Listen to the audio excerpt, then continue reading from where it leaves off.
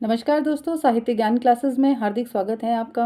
आज के सत्र में हम अध्ययन कर रहे हैं भक्ति काल के प्रमुख दर्शन, जिसके अंतर्गत विशिष्टाद्वैतवाद, द्वैतवाद, द्वैताद्वैतवाद एवं शुद्धाद्वैतवाद। हम भक्ति काल में प्रमुख दर्शनों की पृष्ठभूमि का अध्ययन कर चुके हैं। उसके बाद जो प्रमुख दर्शन किस प्रकार आए, कौन से दर्शन प्रमुख हैं एवं कौन से दर्शन अवतारवादी हैं, उन सभी तथ्यों पर आज के सत्र में हम अध्ययन करेंगे।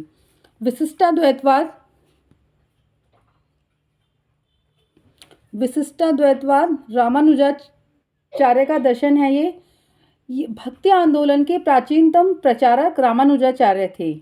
इनका जन्म श्री पेरम्बतूर तमिलनाडु में हुआ था। यह वैष्णव संत थे। वैष्णव संत का अभिप्राय है विष्णु भगवान की आराधना करने वाले संत। रामानुजाचार्य ने कांची या कांचीपुरम के प्रकाश यादव की देखरेख में शिक्षा ग्रहण की थी। कांचीपुरम इनके जो गुरु थे वह शूद्र थे।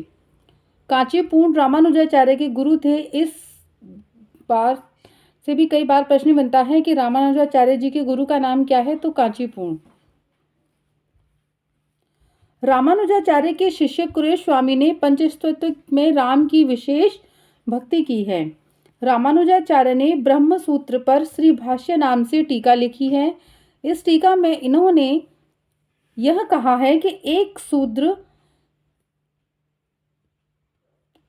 व्यक्ति भी ईश्वर की कृपा से मोक्ष प्राप्त कर सकता है। रामानुजाचार्य शेष अथवा लक्ष्मण के अवतार माने जाते हैं।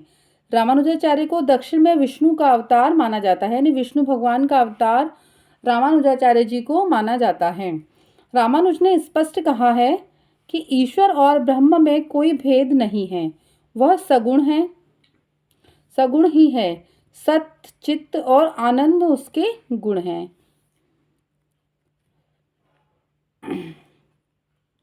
रामानुजाचार्य के अनुसार आत्मा, जगत ईश्वर के अंश हैं और उनकी वास्तविक सत्ता है वह ब्रह्मा की विवर्त या आभास नहीं है। उन्होंने कहा है कि आत्मा और परमात्मा सभी क्या हैं, ईश्वर के ही अंश हैं।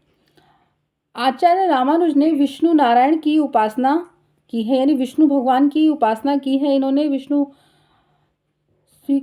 उपासना स्वीकार कर विशेषता द्वैत सिद्धांत की स्थापना की है। उनके यहाँ राम भक्ति भी मिलती है। भगवान राम की जो भक्ति है वह भी है, लेकिन राम भक्ति को व्यवस्थित रूप किसने दिया? रामानंद ने दिया। जो यह विष्णु भगवान की आराधना करने वाले थे, पर जो राम की जो भक्ति का व्यवस्थित रूप है वो रामानंद से अधिक जाना जाता है।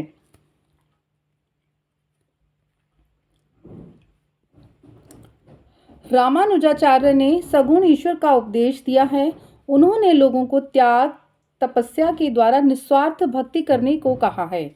इन्होंने सर्वप्रथम अवतारवाद तथा धर्म की सामाजिक भूमिका की प्रस्तावना की है कि अवतारवाद जो भगवान के रूप में जो अवतार लेते हैं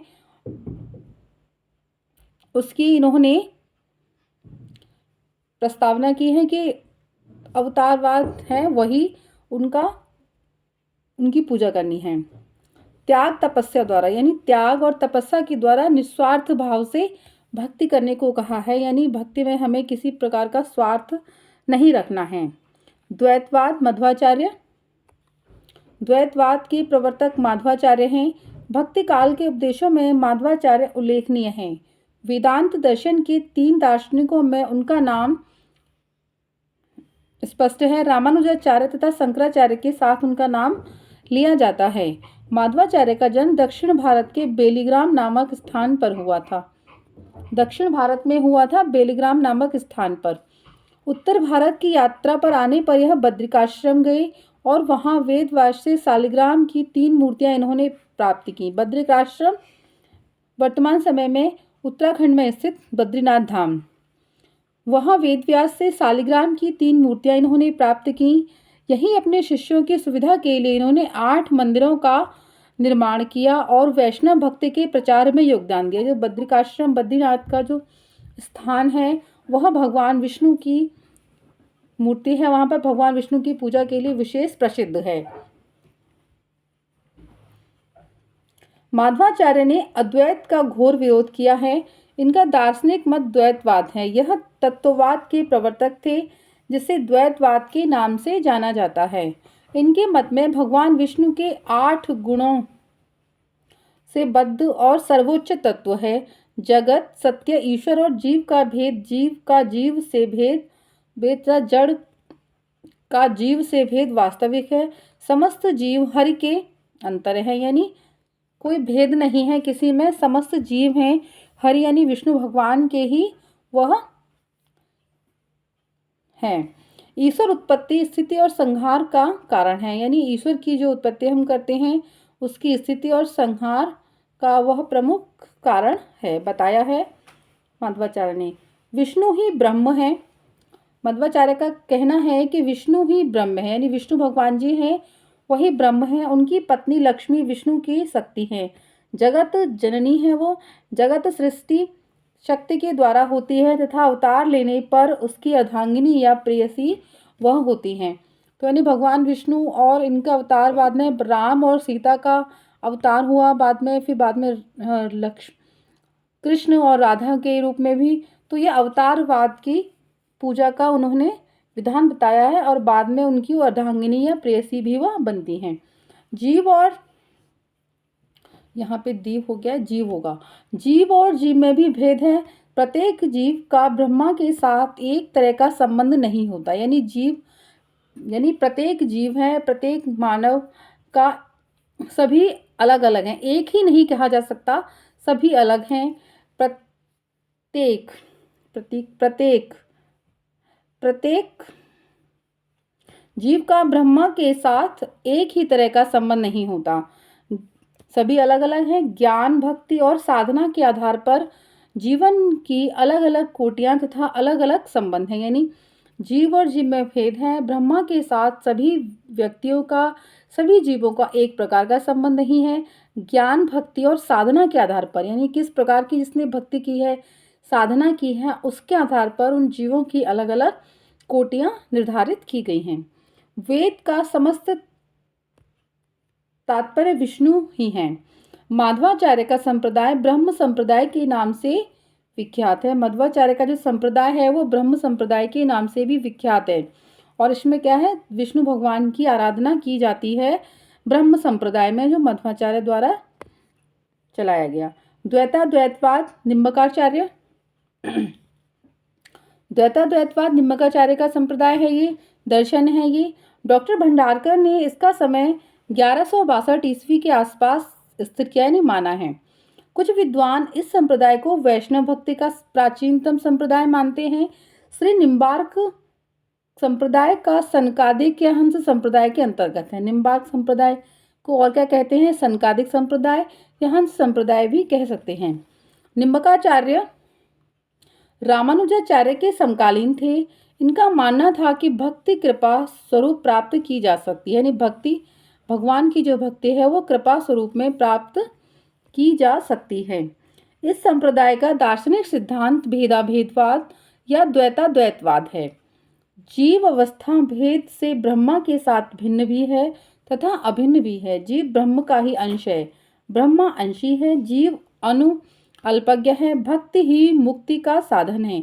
इनका कहना है कि भक्ति ही मुक्ति यानी मोक्ष का साधन है। विष्णु के अवतार रूप कृष्ण ही यहाँ पर निम्बार्क संप्रदाय में भगवान कृष्ण की उपासना की जाती है, कृष्ण ही उपास्य हैं। ब्रह्मा और जीव सांसारिक दृष्टि से भिन्न हैं, पर तत्व तथा एक हैं। अपनी अंतिम परिणति में यह एक हो जाते हैं, यानी जीव और ब्रह्मा भिन्न हैं, अलग हैं, पर ये बाद में एक ही हो जाते हैं, यानी आत्मा बाद में परमात्मा से ही जाकर मिल जाती है। जैसे कृष्ण और गोपियों के प्रलय के समय एक हो जाते हैं, यानी कृष्ण और गोपियाँ क्या हैं, अलग अलग हैं, पर प्रेम तत्व की प्रधानता एक ही है, तो वह एक ही हो जाते हैं प्रलय के समय। इस संप्रदाय में राधा और कृष्ण की युगल उपासना, राधा और कृष्ण की निम्बार्क संप्रदाय में राधा कृष्ण की उपासना युगल रूप में की जाती है। विष्णु कृष्ण के रूप में तथा शक्ति राधा के रूप में आराध्य बनी। कृष्ण विष्णु के अवतार हैं, यानी जो विष्णु हैं वो कृष्ण के रूप में अवतार ग्रहण किया, उन्होंने अवतार लिया, और माता लक्ष्मी ने शक्ति राधा के रूप में बनी, आराध्य बने कृष्ण विष्णु के ही अवतार माने जाते हैं। ब्रजमंडल में इसका प्रचार है। इसके अंतर्गत श्री कृष्ण की अनेक लीलाओं के द्वारा भक्ति भाव की अभिव्यक्ति की जाती है। निम्बार्क संप्रदाय के अनेक कवियों ने ब्रज भाषा में सुंदर पद रचना भी की है। यानी पूरे ब्रजमंडल में निम्बार्क संप्रदाय का ही प्रभाव है। शुद्धाद्वैतवाद संप्रदाय, विष्णु स्वामी और वल्लभाचार्य इसके प्रवर्तक हैं। वल्लभाचार्य का संप्रदाय आज स्वतंत्र संप्रदाय के रूप में विख्यात है, किंतु मूलतः इसका संबंध विष्णु स्वामी संप्रदाय से ही स्थिर किया जाता है। वल्लभाचार्य चैतन्य महाप्रभु के बाद कृष्ण भक्ति शाखा के दूसरे प्रसिद्ध, किंतु मूलतः इसका संबंध विष्णु स्वामी संप्रदाय से ही स्थिर किया जा सकता है। यानी जो शुद्धाद्वैत का संप्रदाय है, विष्णु स्वामी और वल्लभाचार्य जी इसके प्रवर्तक है। इसका संप्रदाय क्या है? विष्णु संप्रदाय, जो विष्णु भगवान की आराधना करने वाले संप्रदाय हैं, उसमें ही इसे माना जाता है। वल्लभाचार्य चैतन्य महाप्रभु के बाद कृष्ण भक्ति शाखा के दूसरे प्रसिद्ध संत थे। यह तेलंगाना के ब्राह्मण परिवार से थे, यानी ये भी दक्षिण के ही थे। तेलंगाना, तभी तो कहते हैं भक्ति द्रविड़ से आई, तेलंगाना के ही प्रसिद्ध संत थे। और कैसे थे? ब्राह्मण परिवार के ये थे। कुछ शूद्र थे, कोई ब्राह्मण था, सभी जातियों के थे और उनका मानना था कि भक्ति के द्वारा ही भगवान को प्राप्त किया जा सकता है, मुक्ति प्राप्त की जा सकती है। वल्लभाचार्य भी वैष्णव वेदांती दार्शनिक हैं। वल्लभाचार्य कैसे हैं? वैष्णव वेदांती दार्शनिक हैं, जिनके दर्शन शुद्धाद्वैत, इनका दर्शन क्या है? शुद्धाद्वैतवाद कहलाता है। यह भी तात्विक रूप से अद्वैतवाद ही है। शुद्ध शब्द का प्रयोग इसके विशेषण के रूप में किया गया है। ब्रह्म माया से सर्वथा अलिप्त अर्थात शुद्ध है। जिस प्रकार स्वर्ण अनेक रूपों में परिवर्तित होने पर भी शुद्ध स्वर्ण रहता है, उसी प्रकार ब्रह्मा भी शुद्ध है। यानी ब्रह्मा से ही सभी जो भगवान की उत्पत्ति हुई, ब्रह्म के ही अंश हैं और विभिन्न विभिन्न रूपों में अवतार हर एक ने लिया और उन अवतारों की आराधना व्यक्ति ने की अवतारवाद के रूप में, पर हैं सभी ब्रह्म के ही अंश।